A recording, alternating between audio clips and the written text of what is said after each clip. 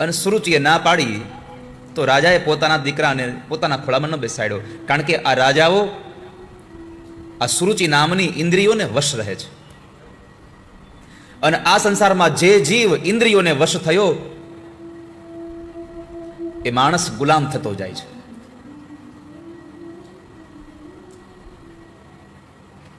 પણ આ સંસારમાં પત્નીનું કોણ નથી માનતું.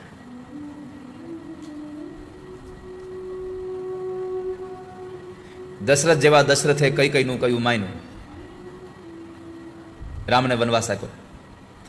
ભગવાન જેવા ભગવાન રામે પણ જાનકીજીનું માન્યું, હરણ લઈ આવી દીધું તો ગયા. રાવણે ન માન્યું. રાવણે મંદોદરીનું કયું ન કર્યું. શું થયું? અહિત થયું. અહીંયા સુરુચિ એમ કહ્યું કે તમે ન બેસાડશો ને તમારા ખોળામાં, ન બેસાડ્યું. ધ્રુવ કહે છે મારા પિતાજીના ખોળામાં બેસવું છે, હું પણ એક રાણીનો દીકરો છું. સુરુચિ કહે છે તારી માં રાણી નહીં, તારી માં દાસી છે. અને તારે મહારાજના ખોળામાં બેસવું હોય તો એક કામ કર, જંગલમાં જા, ભગવાનને ભજ, અને ભગવાન મળે તો કહેજે કે તને મારા પેટથી જન્મ આપે તો તું મહારાજના ખોળામાં બેસી શકે.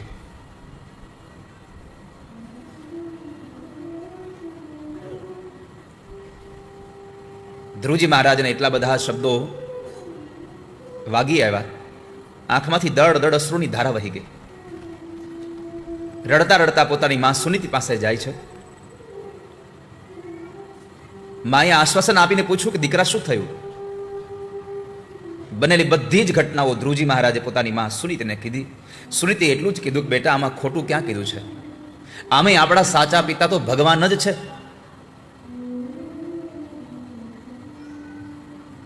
આપણે એના શરણે જઈએ એમાં ખોટું નથી કહ્યું કાંઈ.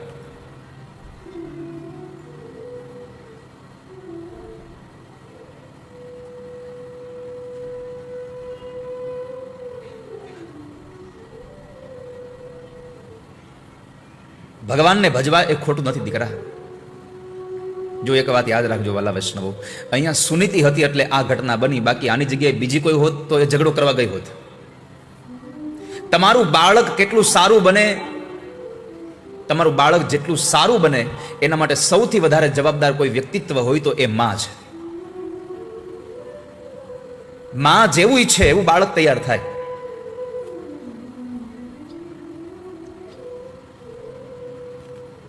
બીજી હોત તો ઝઘડો કરવા ગઈ હોત, પણ સુનીતે કહ્યું કે ભગવાનને ભજવા એ ખોટું નથી,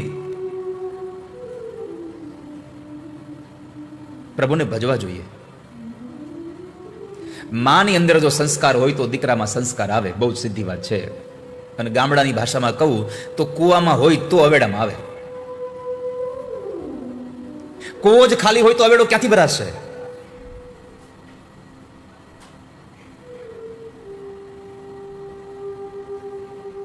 તો ધ્રુવને માએ કહ્યું કે બેટા ભગવાનને ભજવા એ ખોટી વાત નથી કરી, અને આમ વડીલોની વાતનું ખોટું ન લગાડવું જોઈએ.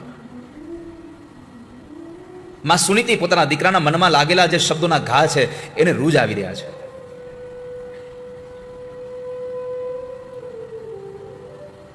આ સંસારમાં આ એક કથાનો એક ઉપદેશ એ પણ છે કે માણસ કોઈના માટે સારું ન બોલી શકે તો કાંઈ નહીં, પણ ક્યારેય કોઈના માટે ખરાબ ન બોલીએ, કારણ કે શસ્ત્રનો ઘા વાગે તો એની રૂજ આવી જાય છે, પણ કોઈકના શબ્દનો ઘા વાગે તો મર્યા સુધી નથી રૂજ આવતી એના ઉપર. માટે માણસ શબ્દો બોલે વિચારીને બોલે, વિચાર્યા વગરનું ક્યારેય શબ્દો બોલવા ન જોઈએ માણસ.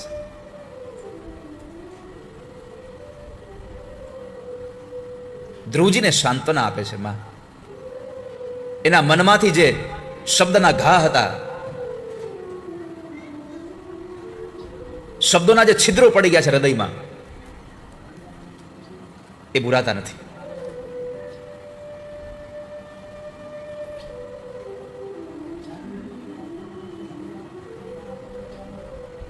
એકવાર એક જંગલમાં એક માણસ ચાલ્યો જતો હતો, જરા નીડર હતો. આમ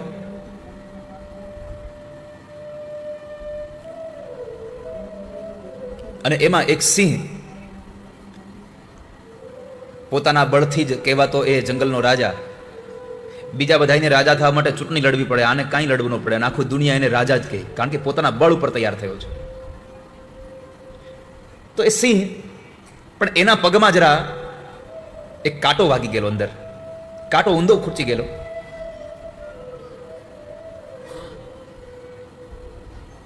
વેદના બહુ હતી, યાતના બહુ જ હતી. આ કથા કાલ્પનિક છે પણ સંદેશો વાસ્તવિક છે, યાદ રાખજો.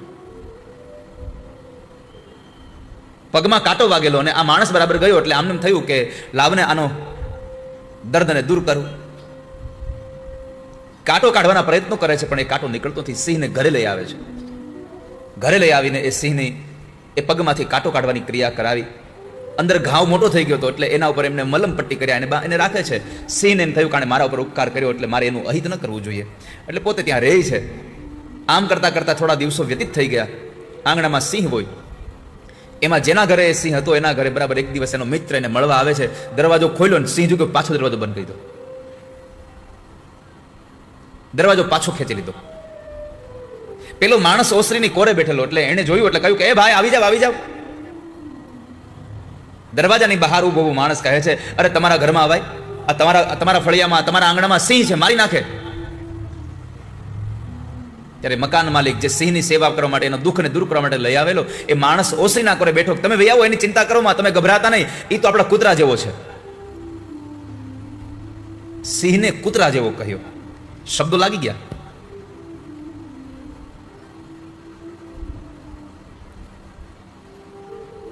સિંહ નીકળી જાય છે જંગલમાં. ઘણા સમય પછી માણસ વળી પાછો જંગલના માર્ગે જતો હતો. સામે આવીને સિંહ ઉભો રહી ગયો. આ માણસ ગભરાઈ ગયો, હમણાં મને મારી નાખશે. પણ સિંહ એને માર્યો નહીં, ખાલી એટલું પૂછું ઓળખો.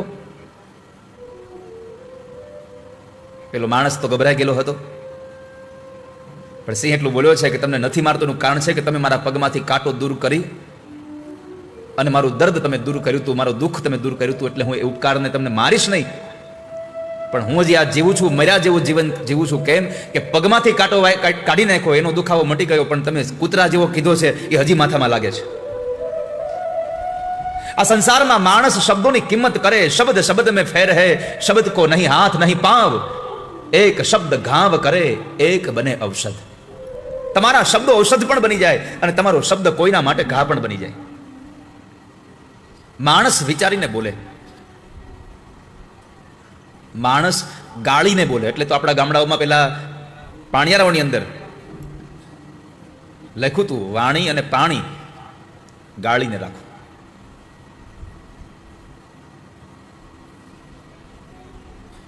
શબ્દનો ઉપયોગ સાચવીને કરીએ, કારણ કે શબ્દ બ્રહ્મ છે. આપણા શબ્દો આ ગેલેક્સીમાં ખૂબ ભેમા કરે છે, એ નાશ નથી થતા.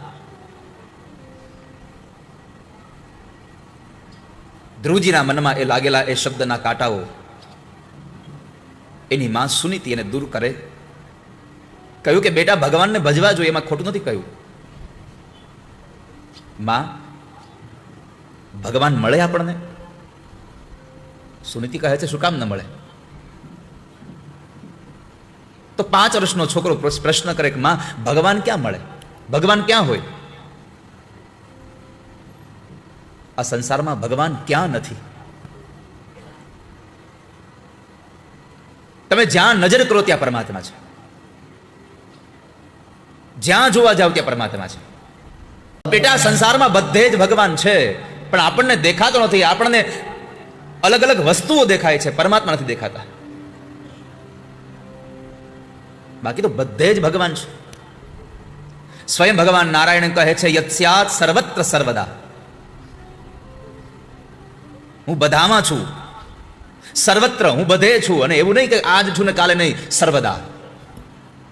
આપણે ન હતા ત્યારે પણ પરમાત્મા હતા, આપણે છીએ પણ ત્યારે પણ ભગવાન છે. અને આ સંસારમાં કશું જ નહીં હોય, અગાધ જળ સિવાય કાંઈ નહીં હોય, ત્યારે પરમાત્મા તો રહેવાના છે, ઈશ્વર તો રહેવાના જ. આપણે બધા ઈશ્વરના અંશ છીએ.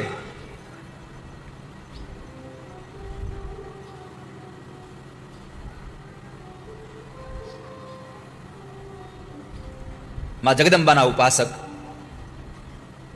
દાસ કેશવ કહે, ખાલી ન કોઈ સ્થળ છે વિણ આપ પધારો, બ્રહ્માંડમાં અણુ અણુ મહિવાસ તારો. આ સંસારમાં ક્યાં નથી ભગવાન, પણ આપણને ખાલી પદાર્થો અલગ અલગ દેખાય છે, એટલા માટે આપણને ભગવાન દેખાતા નથી. એક આશ્રમમાં એક મહારાજ હતા, એ મહારાજ પાસે પૈસા ખૂટી ગયા. તો મહારાજને જરા જીવન જીવવું થોડું મુશ્કેલ પડતું હતું, તો એણે નક્કી કર્યું શું કરવું. તો ઘરમાં એક ઉંદરની અને એક ગણપતિની એક મૂર્તિ હતી, બે વજનમાં સરખી હતી,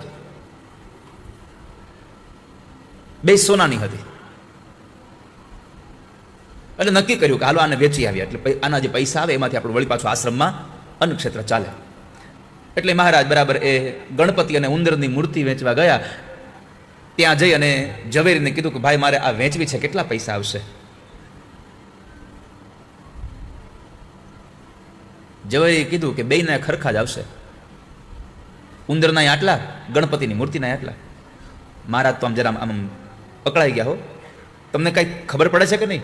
આ ઉંદરના એટલા પૈસા અને આ મૂર્તિ ગણપતિના એના એટલા, ઉંદર ને ભગવાન બે હરખા. ત્યારે સોનીએ કીધું કે મહારાજ તમે ગણપતિ અને ઉંદર મૂર્તિ જુઓ છો, અમે તો હોનું જોઈએ છે. આમાં એને માત્ર ધાતુ દેખાતી હતી. આપણે આ સંસારમાં આવું જ કરીએ છીએ. આ સંસારમાં આપણને બધા અલગ અલગ પદાર્થો દેખાય છે, પણ અંતે તો હેમનું હેમ જ છે. નામ રૂપ ઝુંઝવા છે બધા. સોનાના નાના એવા ટુકડામાંથી જો નાકમાં પહેરવાનું બનાવવામાં આવે તો એને નથડી કહેવાય, કાનમાં પહેરવાનું આવે તો એને કુંડળ કહેવાય, હાથમાં પહેરે તો એને બેંગલ કહેવાય, ગળામાં પહેરો તો એને હાર બનાવ્યો કહેવાય. પરંતુ જો એ બધું તૂટી જાય તો વળી પાછું હોનું કહેવાય. મૂળ જે છે ન્યા આવ્યા વગર નહીં રહીએ. આપણને પરમાત્મા દેખાતા નથી દીકરા. આ સંસારમાં બધે ભગવાન છે.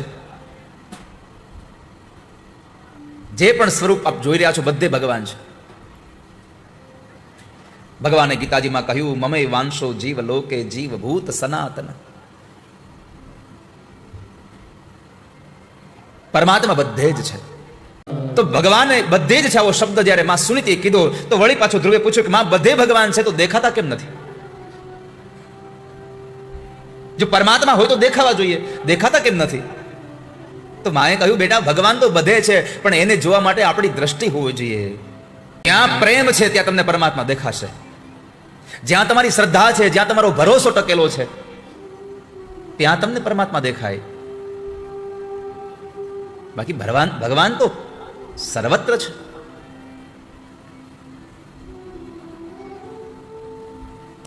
સર્વત્ર ભગવાન દેખાય ત્યારે સમજવું હવે આપણને ભગવાનનો અહેસાસ થશે.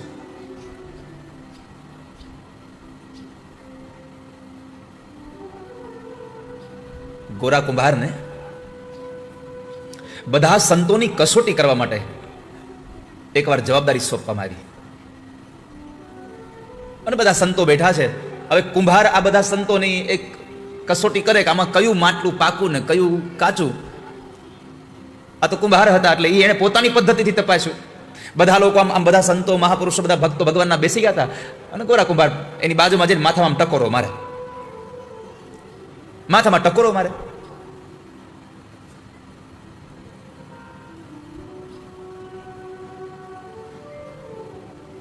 જેના માથે ટકોરો મારે એ આનંદ અનુભવે. એકનાથજી મહારાજ હતા, જરા એને થોડુંક આમ હજી આમ કાચો ઘડો હતો એટલે અહમ હતો કે હું તો ભગવાનનો ભક્ત, ભગવાન હારે વાતો કરું. આમ ટકોરો માર્યો તો એનું મોઢું બગડ્યું અને પછી નિર્ણય લેવાયો કે બીજા ઘડા બધા જ ઘડા તો પાકલ છે, હજી એકનાથજીનો ઘડો થોડો કાચો છે, એનો ઘડો કાચો છે. એને ગમ્યું નહીં એટલે એકનાથજી કહ્યું આવું કેમ કહ્યું? તો કહે છે હજી ખાલી તમને આવું છે, કામ કરો. આનો સંદેશો લેવા માટે થઈ અને મારો એક શિષ્ય આ ગામમાં રહે છે, તમે ત્યાં જાઓ, એને મળો, એ તમને જવાબ આપશે. એકનાથજી મહારાજ એને શોધતા શોધતા આવે છે. ગામમાં આવીને પૂછ્યું કે ભાઈ ફલાણા ભાઈ ક્યાં છે, મળશે? તો કે એના માટે તમે બીજે ક્યાંય નહીં, પણ એ શિવાલય હશે, તમે ત્યાં જાઓ. ભગવાન સર્વત્ર છે એના માટે તમને આ વાત કરી રહ્યો છું. તો એકનાથજી મહારાજ ભગવાન શિવના મંદિર તરફ ગયા. પેલા શિષ્યને શોધવા માટે, ભગવાનના એક ભક્તને શોધવા માટે જ્યાં જેને જુએ તો મંદિરની અંદર ગર્ભગૃહમાં પેલા ભાઈ જે જ્ઞાનીની વાત કરતા હતા, આ જ્ઞાની છે, એ જ્ઞાની માણસ શિવલિંગ ઉપર પગ ચડાવીને સૂતા હતા, મસ્તક નીચે પગ શિવલિંગ ઉપર. એકનાથજી મહારાજનો ગુસ્સો આવ્યો કે પેલા એ મને અહીંયા મોકલો કે આ જ્ઞાની છે, આને હું જ્ઞાની કેવો? આ તો ભગવાનને શિવલિંગ ઉપર પગ ચડાવીને બેઠો છે. આની પાસેથી મારે કઈ જ્ઞાન લેવું નથી, પણ આને આટલું તો સમજાવું કે પગ નીચે ઉતાર લે. એટલે એકનાથજી મહારાજે કીધું, એ ભાઈ, આ ભગવાનની લિંગ ઉપરથી પગ નીચે ઉતારો. એટલે બોલો ભાઈ સૂતો તો એને કહ્યું, ભાઈ સુવા દો ને શાંતિથી, મને સુવા દો, તમે જાઓ. એકનાથજી મહારાજે બીજી વાર કીધું, હજી કહું છું નીચે લઈ લ્યો. પેલા ભાઈએ કીધું, હું તમને કહું છું, મને સુવા દો. ત્રીજી વખત જયારે એકનાથજી મહારાજ કીધું કે ભાઈ લઈ લો ને આ પગ, એટલે પેલા માણસે સુતા સુતા કીધું, એક કામ કરો, તમે જ મારા પગ લઈને શિવલિંગ ન હોય ત્યાં મૂકી દો, તમે જ શિવલિંગ ન હોય ત્યાં પગ મૂકી દો. અને એ સમયે એકનાથજી મહારાજને થયું લાવ મૂકી દો. એટલે પોતે પગ પકડી અને પગ નીચે મૂકવા ગયા તો નીચેથી શિવલિંગ પ્રગટ થયું. ત્યાંથી લઈને બીજે પગ મૂકવા ગયા તો ત્યાં શિવલિંગ પ્રગટ થયું. આખા મંદિરમાં જ્યાં પગ મૂકવા જાય ત્યાં શિવલિંગ પ્રગટ થાય. એકનાથજી મહારાજને સમજાઈ ગયું, આ સંસારમાં સર્વત્ર ભગવાન વ્યાપક છે, હરિ વ્યાપક સર્વત્ર સમાના.